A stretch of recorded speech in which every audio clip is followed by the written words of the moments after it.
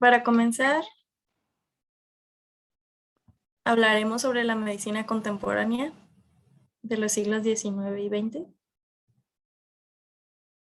Como una introducción, empezaremos que para estudiar la patología y la clínica contemporáneas, lo haremos recurriendo al modelo de tres mentalidades de la entralgo, la anatomoclínica, la fisiopatológica y la etiológica. Y definiremos mentalidad como formas de pensar que caracterizaron a los que construyeron la patología y la clínica decimonónicas.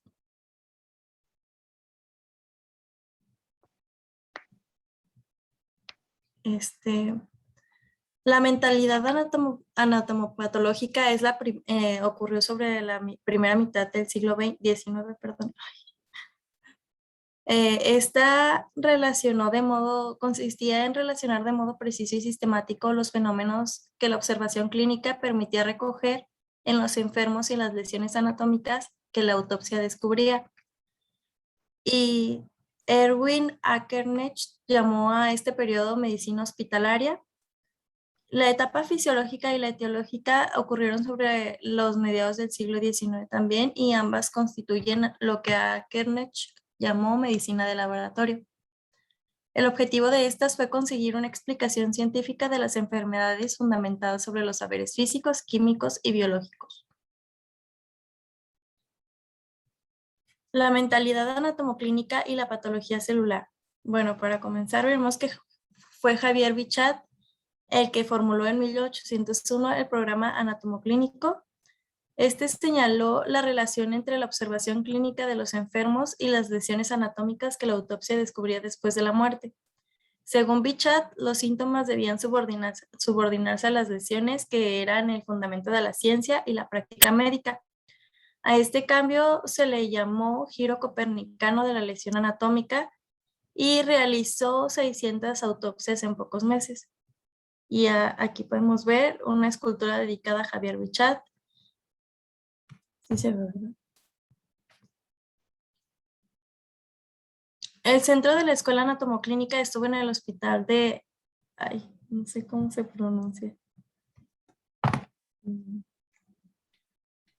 De la... no sé. Bajo el magisterio de Jean-Nicolas Corvisart. Este fue nombrado profesor de clínica médica y en 1795 llegó a ser profesor de la École de Santé, y poco tiempo después, en 1997, en el Collège de Francia. Se ocupaba de la revista Journal de Medicine, Surgery et Pharmacy, no sé. Ay.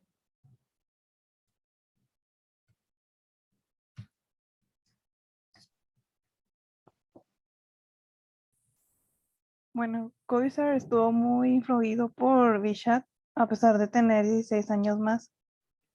También aceptó plenamente su programa anatomoclínico y fue un gran enemigo del vitalismo y convicción que en él estuvo ligada a un profundo anticlericalismo de origen volteriano. También él llevó el escepticismo tanto a la fundamentación de la patología como de la terapéutica.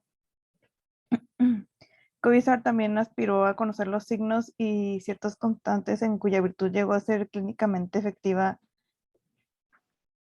También se llevó por tres caminos a cabo su intento, que fue, el primero fue cultivó la exploración clínica tradicional, también reelaboró personalmente el inventum novo de Hamburger y también ideó un nuevo método exploratorio.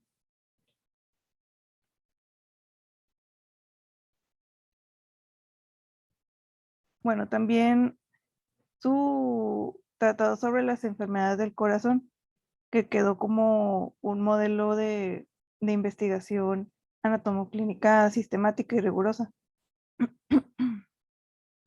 Y así también abrió caminos a una nueva semiología basada en signos que permitían conocer de forma objetiva las lesiones junto a la cama del enfermo. También tradujo la clásica obra de Leopold Hamburger, Inventum Novum, sobre la percusión, y también contribuyendo a la adopción de esta técnica de diagnóstico. como también se debió a cobijar la auscultación del corazón, poniendo la oreja muy cerca del pecho, y se trata de un antecedente muy próximo a la auscultación inmediata.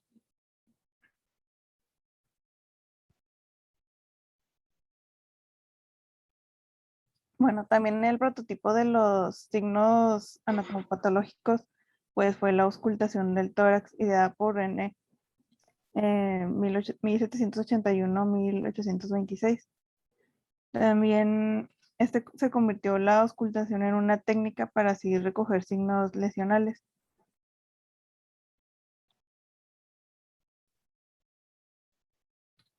Bueno, para así escuchar mejor los ruidos, utilizó un rollo de papel fuertemente apretado.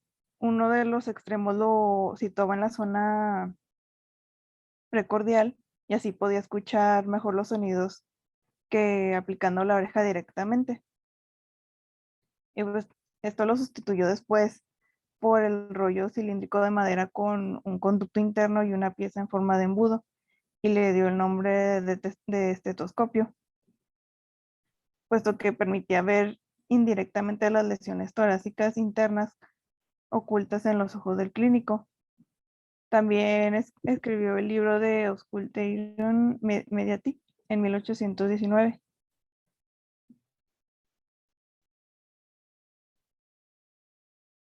Laennec relacionó dos tipos de hechos, como las lesiones anatómicas peculiares de las diferentes enfermedades pulmonares y cardíacas. También, por un lado, con los sonidos auscultatorios que corresponden a cada uno de ellos. Y pues el conjunto de estos resultados pues llegó al cuadro de los signos auscultatorios que van a continuar formando parte de la semiología actual.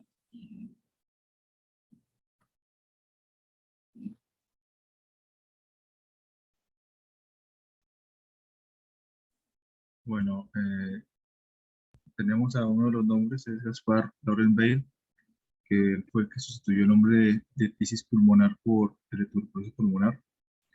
Y tenemos a Pierre Alexandre Louis, el cual el único método que le metía era la observación y se oponía a la formulación de hipótesis, produciendo las leyes científicas a hechos generales.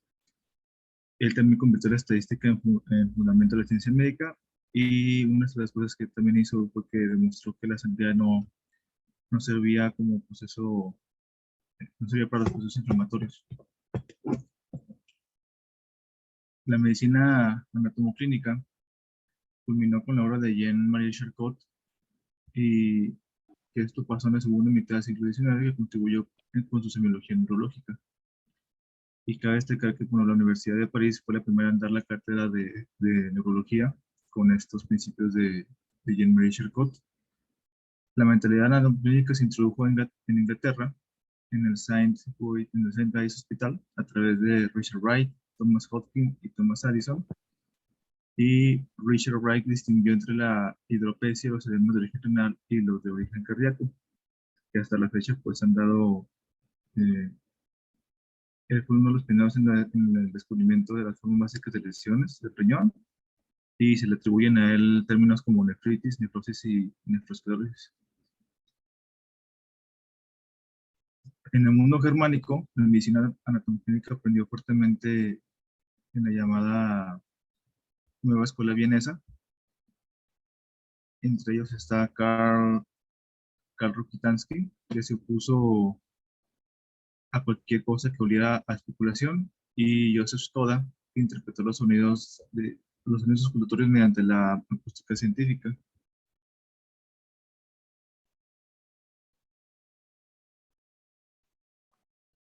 Y bueno, aquí tenemos unos nombres relevantes para el campo médico y sus equipos, porque Hermann L.F. Helmholtz hizo la invención del oftalmoscopio, Manuel García hizo la invención del laringoscopio, Johann N. Schermack hizo la invención del rinoscopio, y el uso médico de los rayos X fue descubierto por Röntgen. Tenemos después la anatomía patológica,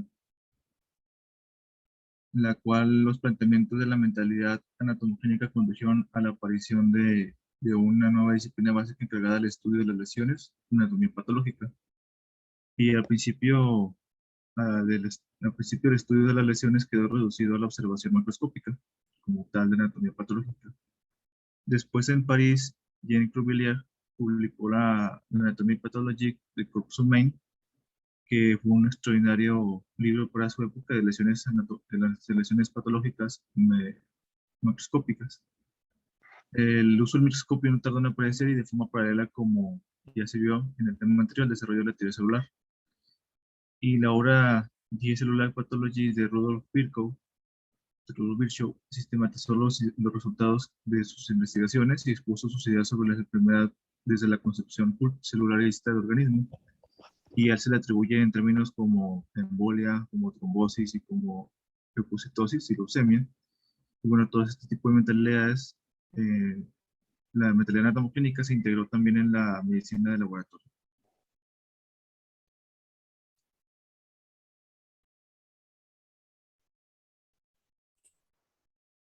Bueno, la fisiopatología y el diagnóstico de las disfunciones.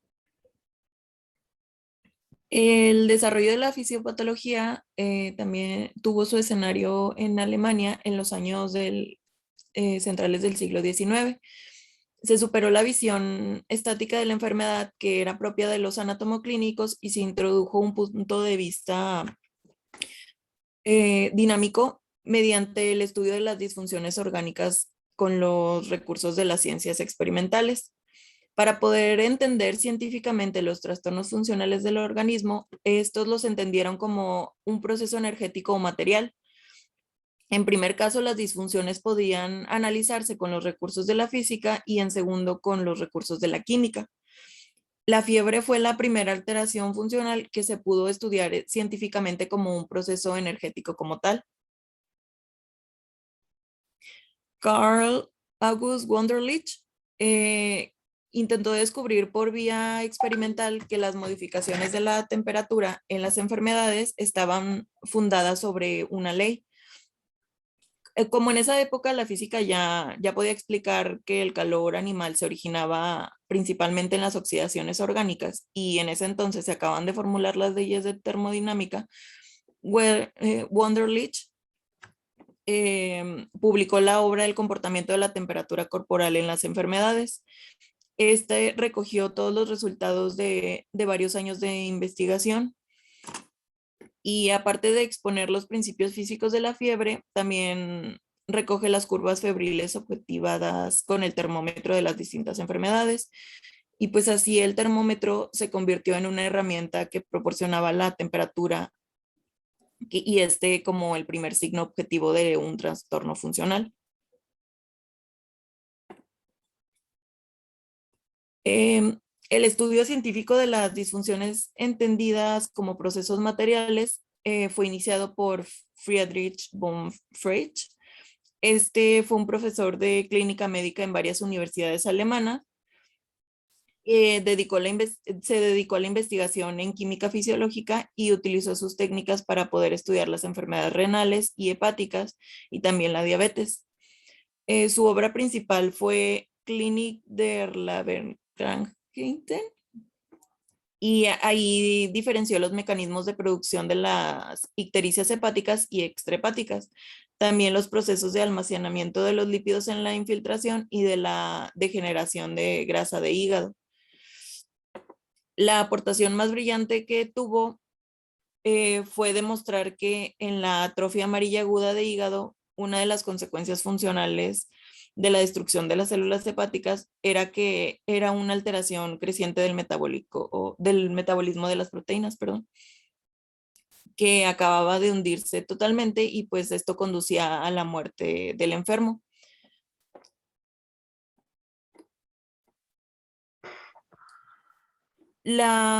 Igual que la patología anatomoclínica, la semiología fisiopatológica, esta se enriqueció con una amplia serie de signos disfuncionales de tipo físico o químico. Como ejemplo, se redujo determinadas disfunciones a trazados gráficos directamente que estaban relacionados por un aparato registrador. Uno de estos aparatos fue el esfigmógrafo y este recogía las alteraciones del pulso arterial. Este se inventó por Carl Bierroth.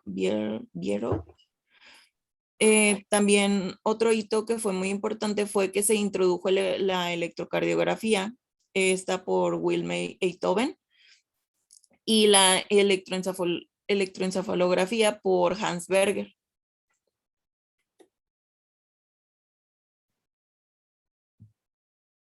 Como parte de la medicina del laboratorio, los fisiopatológicos reunieron muchos resultados a través de los exámenes clínicos que fueron diseñados y que proporcionaron datos sobre el estado funcional del organismo o de las partes del organismo. Una de las primeras pruebas funcionales fue la prueba de glucosuria alimenticia, que fue para comprobar la capacidad funcional de los diabéticos ante el consumo de azúcar por Edward Wells. También después fueron las pruebas funcionales hepáticas, las renales y las cardíacas. La mentalidad fisiopatológica significó un nuevo criterio nosográfico. Muy evidente en el caso de las enfermedades metabólicas o de nutrición o endocrinas. Así como en la mentalidad anatomoclínica surgió la anatomía patológica, en este caso fue la patología experimental o la investigación en animales de los procesos disfuncionales. Como fundador fue Ludwig Traube, que fue amigo de Virchow y seguidor de los clínicos de Megan Die y Claude Bernard. Una de sus principales contribuciones estaban relacionadas al terreno de la patología cardiocirculatoria y la respiratoria. La obra referente fue Beitrage sur Experimental Pathology, y que son contribuciones a la patología experimental, que fue dirigida por Traube, Virchow y Benno Reinhardt.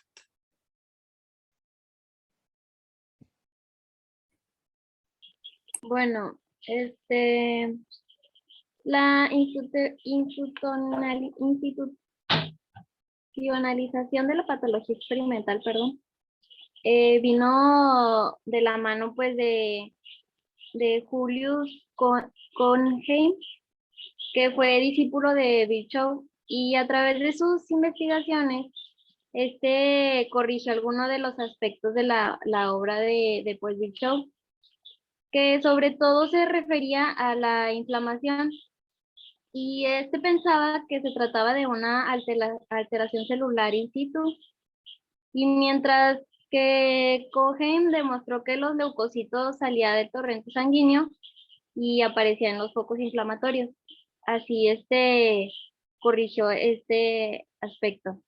En cuanto a la mentalidad etiológica, la tercera gran corriente de la medicina de laboratorio tuvo el objetivo de construir una etiología a base experimental, y este estudio científico tuvo dos niveles.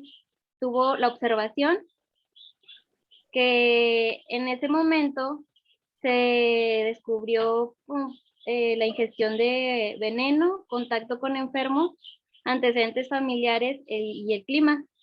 Y el otro nivel fue explicar científicamente esta relación. La observación se desarrolló desde el comienzo de la aparición de las medicinas racionales, y el segundo nivel fue durante el siglo XIX. Estos científicos se apoyaron en fundamentos y técnicas de las ciencias físicas, químicas y biológicas.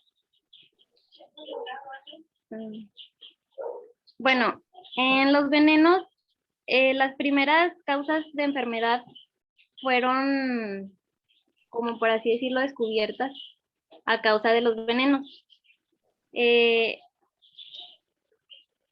Esto se relacionaba con lo misterioso y oculto a principios del siglo XIX, pero esto cambió ya cuando se constituyó la toxicología. Y esto fue posible en parte por el menorquín Mateo Buenaventura Orfila, que llegó a ser catedrático de medicina legal y decano de la Facultad de Medicina de París. Orfila se había apoyado en los recursos analíticos que ofrecía la química moderna de Lavoisier, y en los métodos de investigación experimental de Francis Megendy. Bueno, Orfilia creó técnicas para detectar venenos y para aclarar mecanismos de acción. También publicó tratados de medicina legal y un compendio de medicina aplicada a la medicina, de química aplicada a la medicina. Perdón. En los microorganismos patógenos, pues la contribución más característica de aquí fue de la mentalidad etiológica en cuanto a los microorganismos.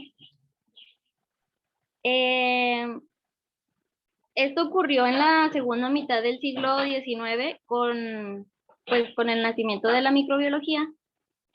Y hasta ese entonces se había descubierto por Bonono y Cestini, que descubrieron el parásito de la sarna, por John Hilton, que describió la Trichinella spiralis, y por Lucas Scelendis, él descubrió el hongo causante de la tiña favosa.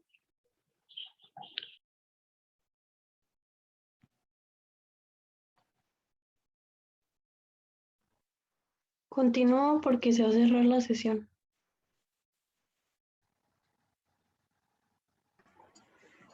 ¿Cuánto nos queda de sesión? Menos de un minuto. Ok, ¿y cuántas diapositivas faltan?